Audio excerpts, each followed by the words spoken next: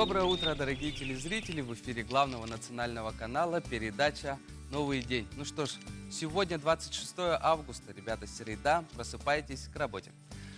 Также традиционно давайте начнем наш эфир с погоды.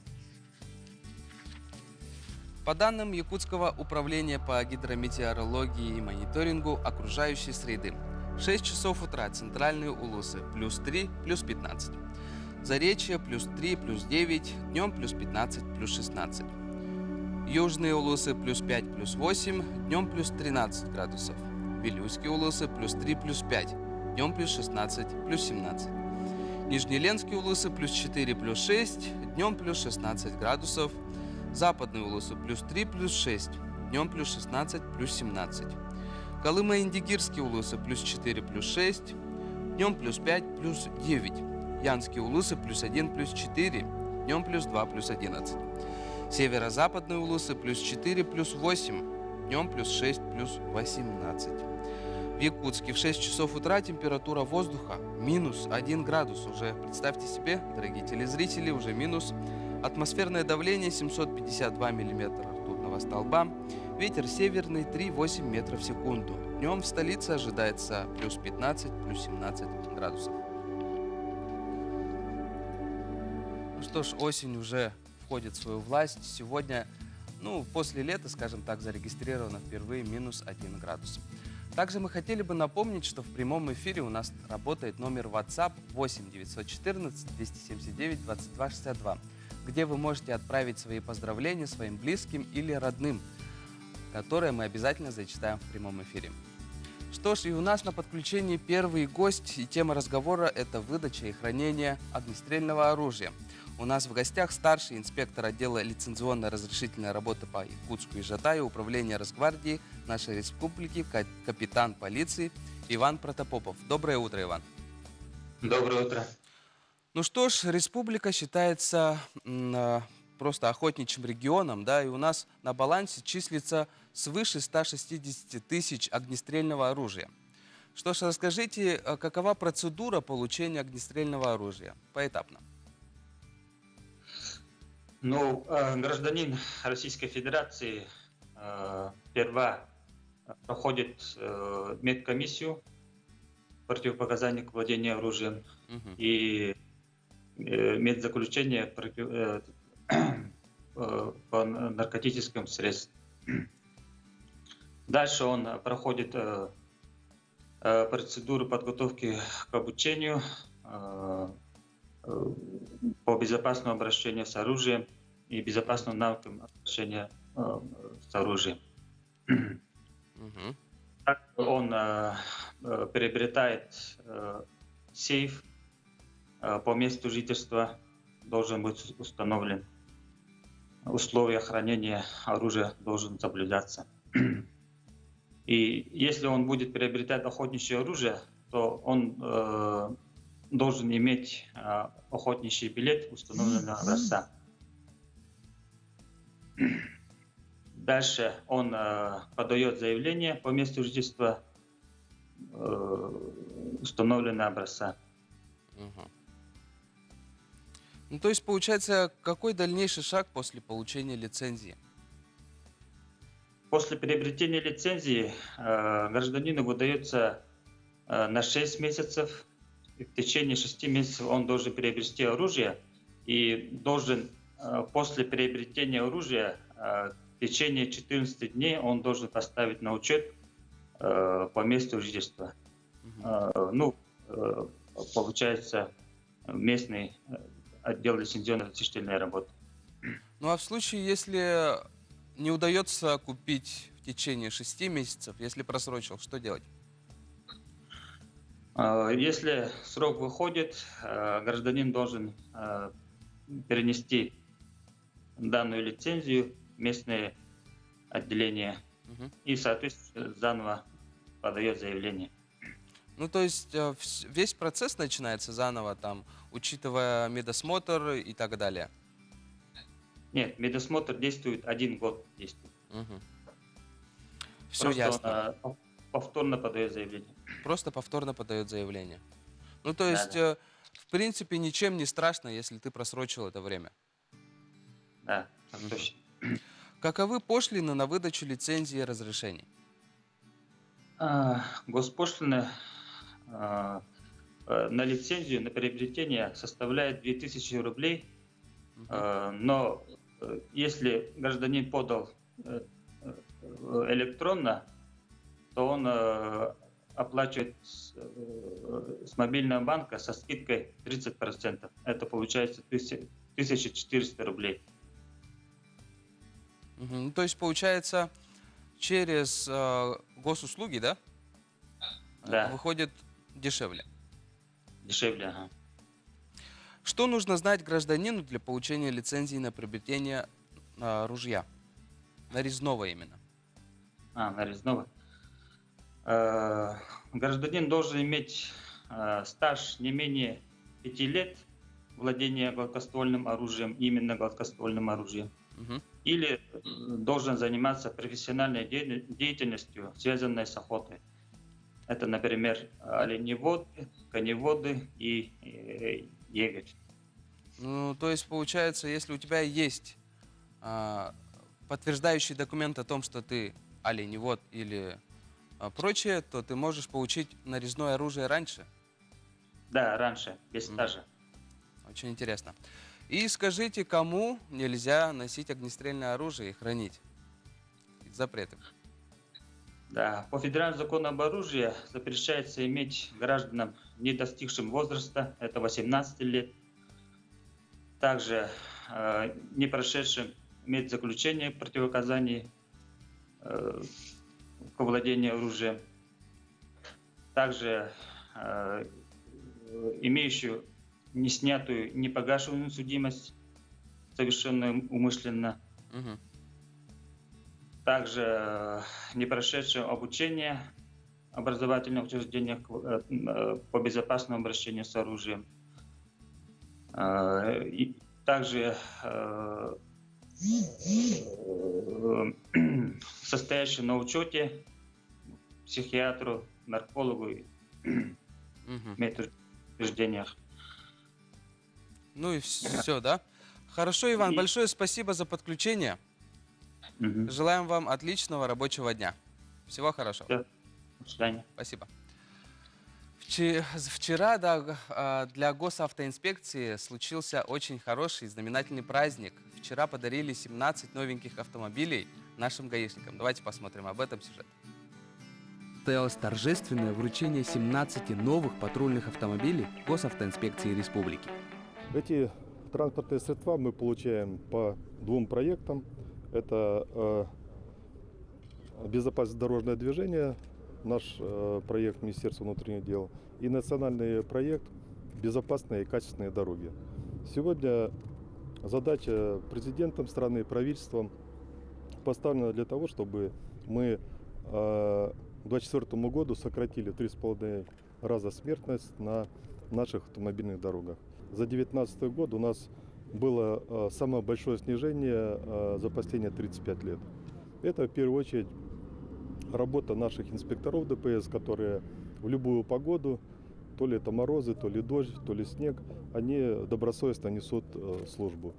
И материально-техническое обеспечение, оно позволяет более на высоком качественном уровне нести службу сегодня в республике. Поэтому мы еще получим до конца года 50 автомобилей. И на сегодняшний день у нас практически все подразделения по всем нашим районам, городам будут полностью укомплектованы.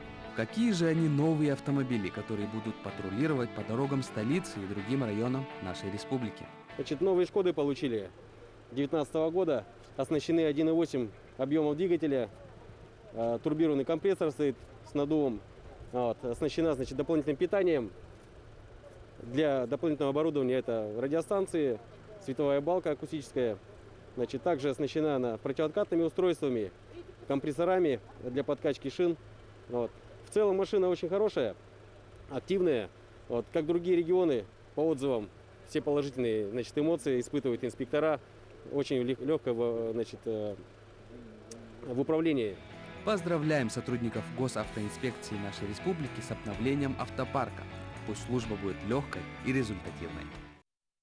Ну что ж, дорогие телезрители, мы всегда стремимся для вас показать самое интересное и какое-нибудь событийное, да, событие. А сейчас мы хотели бы вам показать парня Павлова Джулустана, который прославился в интернете благодаря своим фокусам. Давайте посмотрим, на что он способен. Доброе утро. Ага, привет. Ну что ж, начнем давайте с твоих фокусов.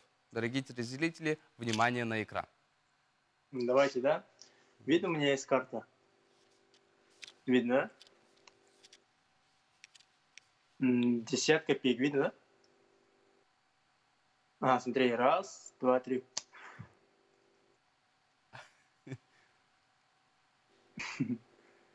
Все мои трюки это не монтаж. Вот. Просто удивительно. Спасибо. Сейчас покажу. Видно, да? У меня есть... Ну, какого цвета карта? Ну, красного, да.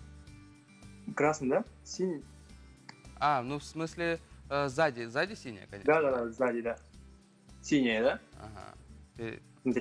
Смотри внимательно. Раз, два, три.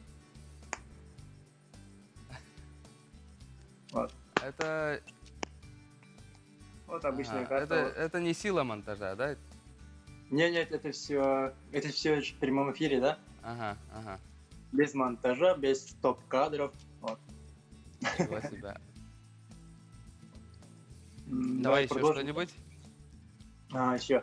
У меня есть карта, видно, да? Да. Балет, Буби, да? Ага. Смотри, я вот так вот. Опа. Видно, да? Видно. Видно, да? Смотри. Сейчас я попытаюсь восстановить. Смотри, раз, два, три. Видим, да. Без магнитов, без резинок, без ничего, смотри. Ну, с тобой играть в карты просто бессмысленно, наверное. Вот. Ага. Ну что ж, Джулус, расскажи, пожалуйста, когда же ты начал заниматься фокусами? Я с фокусами уже 8 лет занимаюсь. Угу. То есть я с 12 лет С 12 лет. держу карту в руках. Ага. Вот. Мне уже сейчас 20 лет. Угу. Ну, почти примерно 8 лет, который уже занимаюсь фокусами.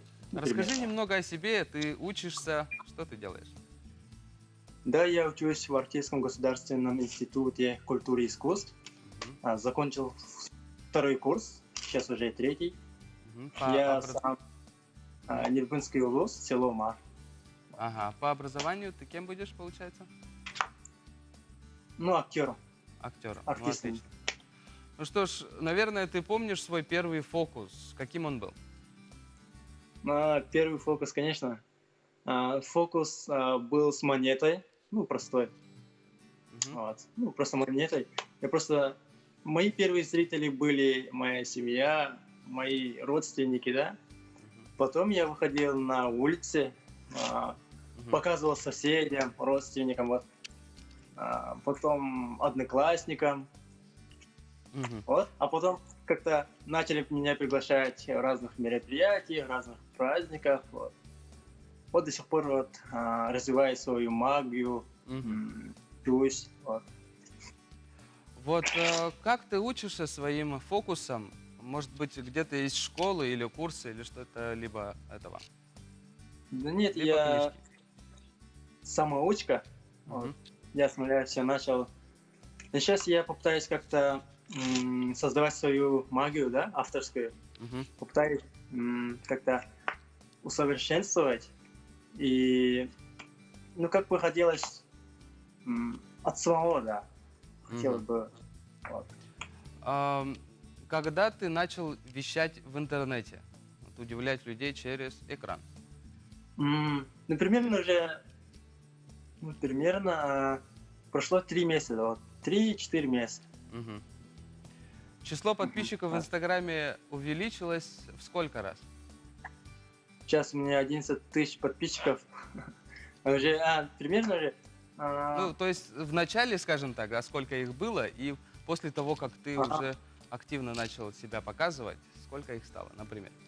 Вначале у меня было 3000 подписчиков Мгм. до карантина. Мгм. Вот сейчас у меня 11 тысяч подписчиков. Ну, то есть, в принципе, да, карантин, ну, то есть, карантин ты правильно использовал время, это, которое, да, находится. Ну да. Просто так не лежал, а именно развивал свой Ну. навык. Да. Вот так. Сколько фокусов Мгм. ты умеешь? О, ну, я не могу считать, просто, ну, примерно более 500, более 500. Вот. Более 500, да, очень много. Ну и расскажи, вот, наверное, о людях, которым ты показывал. Ты не только в республике показываешь себя, также и в России, и, наверное, в мире, да? Да, я показываю в основном в чат рулетки. Так, есть программа, да? Ага, чат Мне это, да, это один из моих проектов, фокусов в чат рулетки. Мгм, Вот, еще я участвовал в радио России. мгм, мгм. Вот. Ну, большинство в чат рулетки, вот. Ну, то есть, получается, ты рандомно выбираешь человека, да? И Да. ты начинаешь показывать фокусы. И первое впечатление какое получаешь? Конечно же, эмоции людей, для меня это бесценно, да. Вот, вот так вот. Мгм. Бесценно. Ну, то есть, Классно. люди сперва вообще не понимают, что происходит? Или удивляются именно твоим навыкам и умениям? Да, как удивляется навыками. Вот, просто даже просто тасовать карту, да, они даже Ага. смеются или удивляются. Вот. Больше всего тебе нравится показывать кому? Жителям республики, России, либо других стран? Ну, мне всем просто нравится. Мгм. Да, Мгм. всем мне нравится. Вот так. Джулус, да, Мгм. время заканчивается нашего разговора, к сожалению. Напоследок мы бы хотели еще раз посмотреть Давайте. на какой-нибудь Мгм. фокус. У меня есть трюк. Давай. Мгм. Здесь у меня есть карта, да, видно, да? Да. Колода и карта. Скорее, это мои Мгм. предсказания. Можешь мне сказать любой момент стоп? Мгм. И, да? И Мгм. пошли. Стоп. Стоп, да, запомни карту. Есть? Есть, есть. Есть, да? Мгм. Вот так вот. Сейчас. Здесь у меня есть карта. Мгм. Твоя карта 9 кресел, да? Нет, нет, нет. Не это, да? Да, А нет. какая? Какая? 6 крести. 6 кресел. Ну, близко, да? Близко, да? Ну да, близко, неплохо. Смотри, это не монтаж. Ага. Смотри. Раз, два, три. Что это происходит? 6 кресел, да? Ничего себе. И Так. напоследок, давай. У меня здесь- помутнение разума, по-моему. Нет? Здесь у меня есть колода, да? Угу, угу. Загадай абсолютно любую игральную карту. Ну, про себя я имею в виду, да? Да, и называй. Ладно. Ну, да, ну, давайте туз красного сердца. Туз черви, да? Да, Точно. черви. Да. Смотри, здесь у меня есть колода, в котором Угу, туз черви, да? угу, Только одна карта, смотри, в центре перевернута. Видно, да? Видно, конечно. Видно, вот только одна карта, вот. Туз черви, да? Угу, угу. Туз черви. Да ладно. Мы с Джулусом до этого никак не пересекались, не общались. Это все действительно в прямом эфире. Джулус, большое спасибо. Я считаю, тебе нужно дальше развивать свой навык и удивлять уже весь мир. Спасибо большое. Спасибо. Мгм. И успехов в учебе, кстати говоря. Что ж, Спасибо. идем дальше. И мы бы хотели сейчас вам рассказать немножко о знаменательных датах 26 августа. 26 августа 1451 года в Генуе родился Христофор Колумб. Путешествие которого изменило его жизнь, он совершил в достаточно зрелом возрасте, да, когда он поехал в экспедицию на Санта-Мария, Ния и Пинта, ему было уже 42 года. Ныне каждый школьник, что же случилось 14 октября 1492 года. Конечно же, открыли Америку. Стоит заметить, что когда он возвратился в Испанию, его встречали с большими почестями, и это миф о том, что он умер в нищете и бедности. 26 августа 1957 года было опубликовано первое сообщение ТАСС об успешном испытании межконтинентальной баллистической ракеты. Представьте себе, скорость на тот момент была 22 тысячи километров в час, пролетело оно примерно 5000 километров. Испытание пробной ракеты в США 12 июня потерпело крах. Между тем, Советский Союз наращивал свой успех. Запуск первого в мире искусственного спутника произошло 4 октября, который со скоростью 24 500 км в час за 95 минут облетел планету. Ну, это же, конечно, далее же шокировало Соединенные Штаты. 26 августа отмечает 39-й день рождения наша замечательная певица, которую мы помним с песен начала 2000-х годов, это Земфира. Ее песни стали, уже, наверное, для кого-то гимном, и до сих пор Земфиру слушают многие люди. Ну и, наверное, все помнят, да, был концерт очень такой знаменательный для Якутии, концерт, который произошел на площади Туймада, стадионе Туймада, извиняюсь. Что ж, и у нас на подключении наш третий гость на тему «Наши за границей». И мы сегодня поговорим немного о жизни в Японии с замечательной Видой Анатольевной. Здравствуйте, Ефремовой. Вида, здравствуй. Привет, Максим. Здравствуйте, Максим. Ага, расскажи, где ты находишься? Передаю вам пламенный привет из страны восходящего солнца. Нахожусь я сейчас в Токио. В Токио, да? Вот именно где Да. ты находишься? Это такое интересное место какое-то. Это дворик моего района.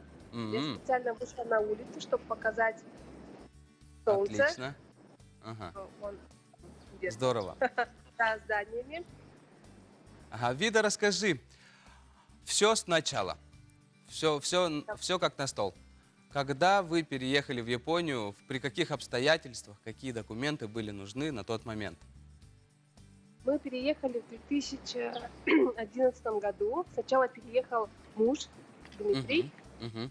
И нам он устроил благоприятную почву для переезда. Со всеми документами бегал он сам. Мы только со стороны России подготавливали. Но это Мгм. было где-то... Я уже точно не помню, но это было создание, регистрация заграничного паспорта для сына. Ну и все. И вот получили мы пригласительное. И через турагентство знакомую мы отправили все документы в Генеральное посольство Японии в городе Хабаровск, к которому мы и относимся. В каком году это было? В 2011. В 11-м. Прошло уже 9 лет. Ну вот, да, 9. Ага. Твои первые впечатления о стране, когда ты посетила? Мы с Димой, так как изучали японский, Мгм. японисты, я до переезда приезжала в Токио, в Японию 2 раза. Я тогда и полюбила эту страну, поэтому я бы не сказала, что тогда в 2011 все было в первый раз. В первый раз было в том плане, что быт, ну и прочие житейские проблемы, вопросы, вот с этим сталкивались, там, регистрация в мэрии, получение пособий, Мгм. поликлиники, поликлиники японские, детский сад, тоже вот это было все в первый раз, а по части жизни, мне все нравилось уже тогда, с 2007 года. Скажи, о менталитете японцев ведут многие речи, да? Расскажи, в действительности, какие они? Японцев 120 миллионов человек, и я не могу их под одним описанием всех воткнуть. Подогнать. Но Ага. японцы, да, да, японцы, они, как и говорят, они безумно вежливые, культурные, воспитанные и хорошая нация, Очень трудоспособная еще. трудолюбивая. Мгм. Да, наверное, очень трудолюбивая, потому что Скажи, сейчас сколько лет она- вашему ребенку? будет 10. 10. Он 10 в ноябре. ходит в школу, получается. Он ходит пошел с апреля в 4 класс. В Японии 1 сентября начинается, точнее, начало учебного года начинается с апреля. Мгм. Вот. Уже с Ну, апреля. из-за вот известной вот ситуации, которая сейчас во всем мире произошла, у Ага. меня ребенок, получается, так еще и не пошел в этот 4 класс, потому Мгм. что он сейчас находится в Якутске. Мгм. То есть дистанционно они не обучают детей? Все дети ходят в школу. Именно ходят, да? А как Да. же государство Японии борется с коронавирусом? Государство... Япония полностью закрылась от других стран. Это во-первых, да? Ага. Да, и не пускает ни туристов, и не тех, кто проживает. То есть для того, чтобы вот у нас как раз столкнулись с такой проблемой, что не можем завести ребенка, потому что он находится Ну в да, России. это И да. огромное количество заболевших. Вот. И в свою очередь, то есть ему одному разрешили прилет, но ему 9 лет, а пограничные вот эти правила. Ну да, не Если предусмотрены для перевозки, да, без ребенок 9 взрослого. лет, он не может пересекать границу. А Мгм. чтобы нам туда поехать, Япония нас не выпускает. Значит, Ну да, вы просто, да, в замкнутом круге. да. Скажи, какое отношение у японцев к иностранцам? В Токио проживает, я боюсь соврать, боюсь очень сильно соврать, больше 2 миллионов приезжих. Приезжих? И приезжих иностранцев. Поэтому в Токио, наверное, нет. Нет, я бы не сказала, что японцы вообще они не против. Все даже замечательно, даже лучше, возможно, чем в любой другой стране. Мгм. И лояльное отношение к приезжим. Но все равно приезжий есть приезжий, к нему меньше конечно. доверия. Ну это как и везде. Меньше. Вида Да, времени и- совсем осталось немножко. Давайте. Успей передать привет своим близким и родственникам. Ну, Овочасу своему привет. Возможно, он сейчас смотрит передачу или спит. Мгм. Вот. Спасибо Но повтор он моим обязательно близким. посмотрит. родным, родственникам. Ну, я это еще по WhatsApp скажу, а так Ага. по телевизору, да. Вот Вида, подругам, большое друзьям. спасибо тебе за подключение. Тебе спасибо, Максим, что Отличного пришел. дня. Диме привет. Хорошо. Что ж, русский блок уже заканчивается. Далее передаю слово своим замечательным коллегам Карине и Бориславу. Вам желаю сегодня бодрого дня.